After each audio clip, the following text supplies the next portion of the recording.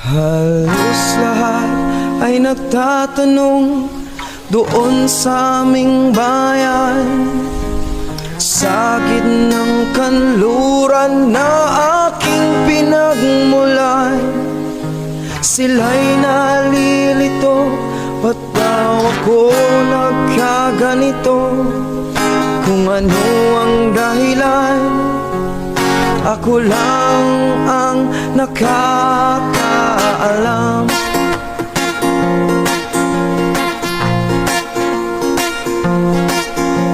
Magulang ko'y ginawa na ang lahat ng paraan upang mahiwalay sa aking natutunan. Subalit iniwan ko ang binigay na karangyaan, at kung ano ang dahilan, ako lang ang nakakaalam.